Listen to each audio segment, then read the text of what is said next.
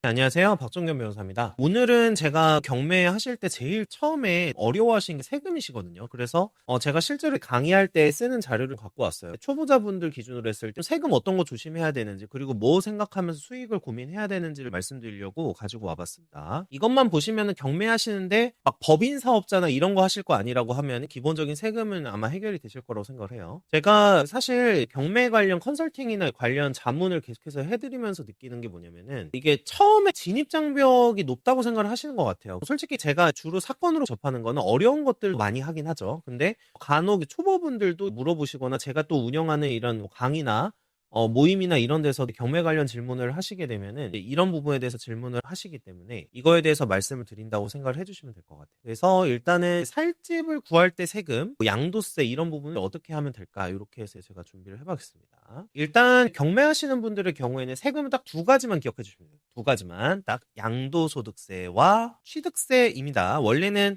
과거에는 취득세, 등록세 이렇게 있었는데 취득세로 통합이 돼가지고 부동산의 경우에는 취득세만 고민해 주시면 돼요. 그래서 양도소득세와 취득세 이렇게 고민해 주시면 되는데, 이런 생각 드실 거예요. 부동산은 왜 이렇게 낼 세금이 많지? 보통 제가 이 질문을 들은 경우가 언제 많이 들으냐면요, 제일 많이 들을 때가 주식하시던 분들이요. 주식에서 상장 주식을 하시던 분들은 양도소득세 이런 게 있는지도 모르시는 분들도 정말 간혹 있어요. 그래서 이게 주식을 할 때는 맨날 사고 팔고 해도 이거에 대해서 양도소득세나 이런 걸 내본 적이 없으시기 때문에 왜 부동산에 갑자기 이런 양도소득세가 나오지라고 생각을 하시는 분들이 있는데, 일반적으로는 그냥 원래 양도소득이라는 건 다 내게 돼 있습니다. 근데 상장 주식이나 이런 부분에서 양도소득세가 면제돼 있다. 그것도 일정 기준 이하일 때 그렇죠. 가지고 있는 주식의 어떤 액수나 이런 거에 따라서 다르다는 거. 그래서 양도소득세도 항상 있다, 이렇게 생각을 해주셔야 돼요. 원래 내지 않아도 될 세금을 낸다, 이렇게 생각을 하실 필요는 없다라고 생각을 좀 해주시면 되고요. 그래서 양도소득세란 뭐냐면은 팔아서 이득을 봤으면 세금 내라, 돈이 남아야지 세금을 매기는 거잖아요. 이런 게 억울하실 거예요. 아니, 만약에 내가 사가지고 가격이 떨어지면 국가가 보전해주는 것도 아닌데 세금을 왜 내냐, 내가 위험 부담해가지고 투자해가지고 돈 번 건데 세금을 왜 내지라고 생각하시는 분들도 있는데, 저도 약간 공감을 하긴 하지만 어쩔 수 없이 일단 소득이 생기거나 무언가 이득이 나오면은 이거에 대해서 세금을 매기게끔 구조로 돼 있습니다. 그래서 제가 예로 가져와 봤는데, 집을 하나 다세대 같은 걸로 예를 들게요. 다세대를 2억에 낙찰을 받았는데 이제 좀 올라서 아니면은 경매로 특별하게 싸게 사서 3억에 팔았다고 가정을 해볼게요. 자, 이렇게 되면은 1억이 남았네요. 그쵸? 2억을 들여서 샀고 3억에 팔았으니까 1억이 남았죠. 3억 빼기 2억 해서 요걸 양도 차익이라고 하는데, 이 양도 차익에다가 세금을 부과하는 거를 양도소득세다, 이렇게 표현을 해요. 이거를 우리가 기업 재무제표로 표현하면은 비용 같은 걸 다 떨기 전에 세전이익이라고도 볼 수가 있겠죠. 그래서 그러면 세율은 어떻게 되느냐, 제가 이거 좀 이따가 표로도 정리를 해드리겠지만 진짜 어마어마합니다. 자, 그래서 한번 볼게요. 1년 내 매도 시에는 77%예요. 물론 70%에다가 지방세를 포함해서 77%라고 생각을 해주시면 됩니다. 1에서 2년 내 매도 시에는 66%인데 원래 이것도 60%인데 지방세 10%를 추가해서 66%가 되는 거고요. 자, 그러면 2년 이후의 매도 시에는 일반적인 양도소득세 세율이 적용이 돼요. 일반적인 양도소득세 세율은 6에서 45%입니다. 양도해서 차익이 생기는 액수에 따라서 누진적으로 세금을 매기게 돼 있어요. 이것도 조금 이따 보여드릴 거예요. 지금 다주택자와 관련돼서 이 양도세 중과가 유예가 되고 있어요. 계속 미뤄지고 있거든요. 그래서 이거는 사실 정치 상황에 따라서 이게 법이 어떻게 또 바뀔지 몰라서 이거는 지켜보셔야 되는 부분이다. 근데 자, 일단 말씀드리고 싶은 거는, 무주택자셨는데 내가 경매로 살 집을 하나 구하려고 해요. 자, 이렇게 되면은 실거주 목적이잖아요. 실제로 내가 살려고 하는 목적이고, 또 1주택 그냥 취득하려고 하는 거잖아요. 그렇게 되면은 양도소득세는 거의 걱정하지 않으셔도 된다, 예, 말씀드려요. 자, 이게 조정 대상 지역이든 비조정 대상 지역이든 2년 이상 보유 및 거주까지 했다면, 물론 아주 고가의 주택은 좀 다르긴 하지만은 12억까지는 양도소득세가 면제됩니다. 1세대 1주택일 때는. 자, 그리고 여기에다가 제가 복잡해서 써놓진 않았어요. 근데 장기보유 특별공제라는 것도 있어가지고 이것도 그냥 알고 계시면 됩니다.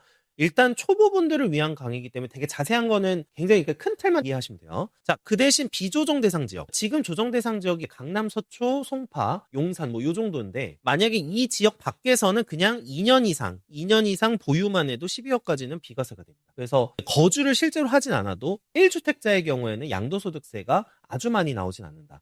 단기 매도만 아니라 이렇게 됩니다. 그래서 요거를 정리를 해보면요. 자, 개인 양도소득세 세율이 1년 이내 70%, 60%. 이거 이 지봉세 미포함이라고 제가 말씀드렸죠. 70, 그 다음에 1에서 2년 내에서는 60%, 2년 이상에서는 아까 말씀드린 6에서 45%인데, 실거주 목적이나 그냥 1주택만 딱 해가지고 하려고 하시는 분들이다 하면은 이 6에서 45%도 적용받는 경우가 많지는 않겠죠. 12억 공제 받으시니까. 어쨌든 뭐 요 부분만 앞쪽만 기억을 해주시면 될 것 같아요. 1년 이내 1에서 2년, 2년 이상. 자, 그 다음에 제가 조금 이따 설명드린 매매사업자의 경우에는 그냥 6에서 45%가 매겨져요. 그냥 이건 사업소득으로 보기 때문에 그런 겁니다. 그러니까 이게 양도소득세 세율이 아닌 거죠. 일반 종합소득 세율이기 때문에 제가 이렇게 써놓은 거예요. 양도소득세는 아니에요. 자, 그다음에 법인 매매사업자도 제가 써놓긴 했는데 그냥 참고만 해주시면 되고요. 왜냐하면 초보분들은 벌써 막 법인으로 해서 매매하고 이런 부분까지는 아실 필요는 없습니다. 근데 제가 그냥 참고하시라고 써놨습니다. 아까 말씀드렸다시피 그러면 일반 1주택을 취득하려고 하는 거고 그냥 내가 거기서 살려고 하는 거고 이런 정도라고 하면은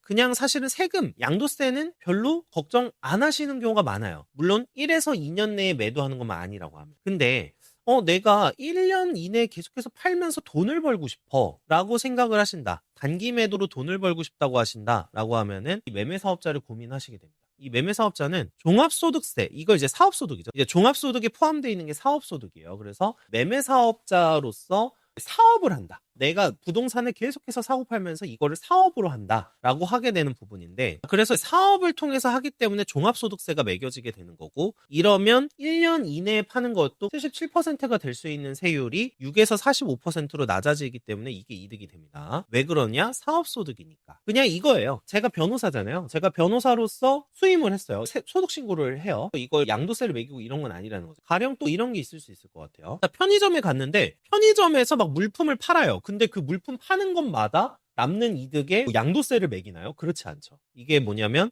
그냥 물품을 파는 사업을 하는 거기 때문에 일반적인 사업소득으로 보는 거거든요. 그래서 이것도 마찬가지다. 근데 매매 대상이 뭐냐? 그냥 부동산일 뿐인 거죠. 그래서 부동산 매매 사업자를 하시게 되면은 그냥 부동산을 사고 파는 사업을 하는 거기 때문에 막 단기로 판다고 하더라도 양도소득세 70% 이렇게 때리지 않고 그냥 사업소득으로 매겨서 6에서 45%로 매긴다. 이렇게 생각을 해주시면 돼요. 다만 여기서 조심해야 되실 부분이 이거예요. 사실 요거는 지금은 모르셔도 되는데 법인 매매 사업자를 하시는 분들이 왜 법인 매매 사업자를 하시느냐? 가장 큰 건 뭐냐면 내가 이미 고소득자이기 때문에. 그래서 보통은 내가 이미 고소득자여서 이거를 개인 사업자로 했다가는 세금 폭탄을 맞기 때문에 이 세금 폭탄에는 여러 가지가 있어요. 예를 들면 당연히 세율도 엄청 올라가서 45%일 수가 있고 또 여기에다가 아시는 분들은 아시겠지만 4대 보험료가 굉장히 많이 나옵니다. 굉장히 많이 염려하시는 부자분들이 많아요. 그러다 보니까 부자분들의 경우에는 그냥 법인을 차려서 하는 게 이득인 경우들이 있거든요. 그래서 그러니까 법인 사업자, 법인 매매 사업자로 하시는 경우가 있는데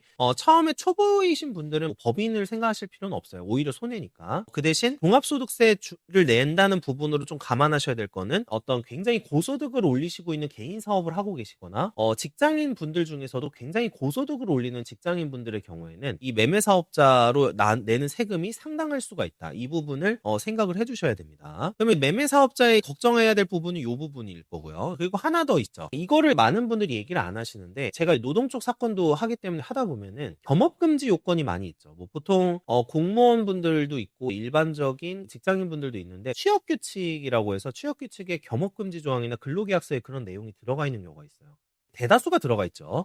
그래서 이것 때문에 혹시나 징계를 받으실 수도 있기 때문에 이 부분은 한번 잘 감안하고 해주셔야 된다. 이렇게 말씀을 드립니다. 자, 그리고 매매 사업자의 또 장점은 뭐냐면 이게 비용 처리와 관련된 부분이 있는데요. 가장 큰 게 뭐냐면 대출이자예요. 대출이자가 다 비용 처리가 됩니다. 그래서 내가 얻는 아까 양도차익으로 1억을 얻었다고 하더라도 그 과정에서 들어갔던 예를 들면 대출 이자가 계속 냈을 거 아니에요. 그러면 이 대출 이자는 비용으로 깔 수가 있어요. 대출 이자로 팔기 전까지 1,000만 원 정도를 썼다. 그러면 9천만 원을 이득 본 게 되는 거예요. 그걸 기준으로 해서 세금을 매기는 거예요. 또 이 밖에 무슨 식사 비용, 그러니까 식사 비용은 업무 유관 비용입니다. 참고로 업무 유관이 되는 부동산 사장님하고 공인중개사 분하고 만나가지고 식사를 하셨다거나 아니면 입찰을 하기 위해서 차량을 운용해서 차량과 관련된 비용을 지출했다거나 이런 것도 비용 처리가 가능하다. 그리고 매매사업자의 장점. 우리가 보통 지금 1주택이 있으신 분들 기준으로 보면요. DSR이라는 게 있어요. 소득을 대비해서 내가 어느 정도 대출을 받을 수 있는지를 정하기 위해서 DSR 같은 걸 판단을 합니다. 근데 매매사업자로 등록을 하시게 되면은 대출을 할 때 DSR을 DSR을 보지 않아요. 왜 그러냐? 그냥 사업자로 보기 때문에 사업자 대출로 받기 때문에 DSR 적용을 되진 않아요. 그렇다고 해서 무슨 그러면 소득이 없어도 그냥 사업자만 내면 다 되는 거냐? 그렇지는 않지만 어쨌든 DSR의 이런 구속에는 벗어날 수 있다. 다만 LTV가 일반 매매 사업자를 안 했을 때 개인이 1주택 취득하려고 할 때보다는 낮습니다. 그래서 생애 최초나 이런 거에 비해서는 낮아서 LTV는 60% 정도가 적용이 됩니다. 그러니까 전체 그 주택 값에 비해서 60% 정도까지는 나올 수 있다. 그래서 매매 사업자가 고소득을 이미 올리고 계신 분들이 아니라고 하면은 이걸 통해서 돈을 벌고 싶으시다고 하면은 매매 사업자를 하시는 게 거의 정답이다. 이렇게 말씀을 드리고 싶습니다. 자, 그다음에 매매 사업자 요건이 있는데 그러면 이게 뭐냐? 예를 들면 나는 그냥 한 채만 딱 사가지고 팔고 싶어요. 한 채만 딱 사서 팔고 싶은데 이거 매매 사업자로 등록하면 어떻게 되지? 라는 의문이 들 수가 있어요. 자, 근데 국세청이 그렇게 허술한 건 아니기 때문에 계속성이나 반복성이 있어야 됩니다. 사업성 판단할 때. 저희가 세법에서 이게 사업인지 일반적인 기타 소득으로 처리할지 이런 거를 고민할 때 사업성 판단을 하게 돼요. 이게 왜냐면 세율이 굉장히 다르거든요. 그래서 이것 때문에 사업성 판단을 많이 하게 되는데 계속적이고 반복적으로 해야 됩니다. 근데 부가가치세법상 매매사업자 관련 규정에서 6개월에 1회 이상 취득, 그 다음에 2회 이상 매도 이런 식으로 기준을 제시를 하고는 있어요. 근데 꼭 이 기준까지 완전 충족을 못하더라도 매매사업을 위해서 굉장히 노력을 많이 하고 있다라는 거를 계속해서 자료를 취득을 해놓으시거나 이걸 저장해 놓으셔야 돼요. 그러면 그냥 사업성이 인정이 돼서 나중에 양도소득세 폭탄을 맞는 일을 이제 피하실 수 있다. 이렇게 이제 말씀을 드리고요. 요것도 제가 강의를 하는 곳에서는 아예 저 이제 세무사님이 전문적으로 오셔서 이 부분에 대해서도 컨설팅을 해주십니다. 그래서 그렇게 많이 해드리고는 있는데 어쨌든 꾸준히 매수나 매도 시도를 하고 있다. 우리가 경매하면 낙찰 받기 위해서 입찰을 하잖아요. 이런 거 사진도 계속 찍어 놓으시고 사업상으로 지출을 하고 있다. 예를 들면 내가 공인중개사분하고 계속해서 만나서 무언가 하고 있다, 뭘 하고 있다 이런 부분을 계속해서 증빙하시는 게 좋아요. 계속해서 증명하시고 그래서 제가 부동산 공인중개사분과 카카오톡이나 연락 내용 같은 것도 저장해 놓으시면 좋다. 그리고 매도를 시도하든 매수를 시도하든 이런 거를 계속해서 증거로 남겨놓으시라고 말씀을 드립니다. 자, 이거는 인도소득세 과세 기준인데 6에서 45%가 사업소득의 그것과 같아요. 네, 그래서 한번 가지고 와봤고 여기 계산을 한번 하는 걸 보여드릴게요. 일단 여기 실전 사례가 1년 이내에 팔았을 때 기준할게요. 1년 이내에 팔았고 세전 차익이 1억입니다. 그러니까 양도 차익이 1억이라는 뜻이에요. 그 양도 차익에 원래는 비용 같은 거 아까 말씀드렸죠? 비용 같은 거를 떤다면 더 줄어들게 돼요. 근데 그냥 1억으로 가정할게요. 자, 일반 개인이 1년 이내 팔면 아까 제가 몇 퍼센트라고 말씀드렸죠? 70%입니다. 1억에다가 70%, 0.70을 곱하고 0.7이죠. 그러면 7천만 원인데 지방세 10%까지 하면 총 내야 되는 세금이 7,700만 원이 돼요. 자, 근데 개인 매매 사업자의 경우에는 35%를 내게 돼요. 자, 이걸 아까 다시 돌아볼게요. 자, 여기 보시면 이 8천만 원 초과와 1억 5천만 원 이하 레벨이 있죠. 그러면은 여기 지금 1억이니까 1억을 여기로 기준으로 합니다. 자, 근데 여기서 제가 설명을 좀 드릴 게 있어요. 아까 제가 매매 사업자가 조금 의미가 없는 경우가 이제 고소득자일 때 제가 말씀드린 적이 있잖아요. 자, 고소득자는 왜 그러냐면 예를 들면 지금 1년에 10억 원을 보세요. 그러면 이미 지금 45%가 적용이 된단 말이죠. 이 상황에서 1억을 추가하면 거의 45%를 전액 세금을 내야 되는 상황이 된다는 거예요. 그래서 조금 고소득자분들은 이런 부분 좀 감안하셔서 법인으로 하신다거나 이렇게 말씀을 드렸는데 그래서 여기 이렇게 보시면은 원래 일반적으로 소득을 1억 정도 소득을 올렸다고 하면은 세금이 35%가 적용이 되는데 누진공제라고 해서 1,544만 원을 공제받습니다. 이게 무슨 뜻이냐? 앞에 6에서 15, 24 이렇게 점점 올라가잖아요. 이게 누진세라고 하는데 돈을 많이 벌수 세금을 많이 걷겠다는 뜻이에요. 누진세라는 게. 근데 앞에서 그럼 예를 들면 갑자기 여기 8,800만 원이 있어요. 그러면 8,800만 원까지는 24% 적용이잖아요. 근데 8,801만 원이면 35% 적용해요. 좀 이상하죠? 이거 말이 안 되잖아요. 이거 뭐야? 이거 왜 이렇게 부당하지? 이런 생각이 들잖아요. 자, 그렇기 때문에 어떻게 하냐면 이 앞선 소득의 레벨에서는 앞에 세율을 적용한다는 뜻이에요. 그러니까 1,400에서 5천만 원까지는 이렇게 15%, 앞쪽에서는 24%, 35% 적용하는데 그러니까 8,800만 원을 넘은 부분에 대해서만 35%를 적용한다는 뜻이에요. 그래서 이거를 간단하게 계산을 할 때 보통 1억에다가 35%를 곱하고 그 다음에 여기 8,800만 원까지 세금을 깎아주는 그 공제가 1,544만 원인 거예요. 그래서 요걸 빼주시면 돼요. 그래서 이제 다시 돌아와서 어떤 식으로 계산을 하냐. 저 표를 보시고 자 1억에다가 35%를 곱한 다음에 1,544만 원을 빼시면 돼요. 예, 그렇게 하고 요렇게 나온 게 세금이잖아요. 여기다가 이 나온 세금의 10%를 추가하는 방식. 요게 지방세거든요. 그래서 1.1을 곱하는데 이렇게 되면은 2,151만 6천 원이 돼요. 네. 그래서 이제 이런 식으로 진행이 된다. 그래서 세금 차이가 지금 어마어마하죠. 5천만 원 가량 차이 나죠. 5천만 원 가량 차이 나는 걸 딱 보시면 아시겠죠. 아, 이게 단기 매도를 할 때는 무조건 매매 사업자가 낮구나라는 생각을 하셔야 됩니다. 그리고 그냥 일반 실거주면 아까 말씀드렸죠. 그냥 어차피 거기서 들어가서 살 거고 이런 생각을 하고 계시다고 하면은 2년만 지나시면은 이 양도세 자체를 별로 걱정하지 않으셔도 된다. 이렇게 제가 말씀을 드렸습니다. 자, 그다음에 이제 취득세. 취득세는 이렇게 적용돼 있어요. 자, 이거는 주택 수에 따라 다르게 돼 있어요. 자, 1주택자, 2주택자, 3주택자, 4주택자. 그래서 이게 다주택자 규제가 이제 취득세로 지금 진행이 되고 있습니다. 그래서 한번 말씀드리면은 취득가액이 6억 이하이면 취득세가 1%고요. 6억에서 9억까지는 이런 식으로 계산을 합니다. 자, 그래서 그리고 9억 초과는 3% 이렇게 돼 있습니다. 1주택자까지는. 그리고 여기에 지방교육세나 이런 게 이제 들어가니까 10% 추가 방식이 돼요. 주로. 자, 그 다음에 2주택자 경우에는 여기 조정대상 지역이 8%라고 돼 있는데 조정대상 지역은 아까도 말씀드렸지만 지금 강남, 서초, 송파, 용산 이런 특정 지역들이에요. 이거는 근데 고민하셔야 될 게 정권이나 이 정책에 따라서 이 조정대상 지역이 계속해서 지정됐다가 해제됐다가 지정됐다가 해제됐다가 이렇게 됩니다. 그래서 요건 한 번씩 꼭 체크를 하셔야 돼요. 그 다음에 조정대상 지역 외, 그러니까 아까 말씀드린 강남 3구, 용산구 제외하면 6억 초과 9억 이하, 뭐 9억 초과 이런 거는 앞에 1주택자와 기준이 같습니다. 6억 이하, 6억 초과. 그래서 이렇게 생각을 해주시면 되고. 그리고 취득세가 굉장히 문제가 되는 케이스가 3주택자부터요. 그래서 3주택자 어마어마하죠. 조정대상 지역은 12%입니다. 12%. 그다음에 조정대상 지역 외에도 8%예요. 그래서 어마어마하다. 여기에 지방교육세까지 하면 어마어마한 수치가 되죠. 그래서 이 부분에 대해서 반드시 생각을 해주셔야 되고 하나 더 말씀드리면 전용 8호 이상의 경우에는 개인 매매 사업자의 경우에 부가세나 이런 부분들이 발생할 수 있으니까 이것도 참고하셔야 됩니다. 그래서 요거까지 생각을 해주시면 될 것 같습니다. 내가 이미 주택이 있는데 대출을 받았는데 어떻게 하셔야 되냐? 대부분 매매 사업자를 이용해서 하시는 거고요.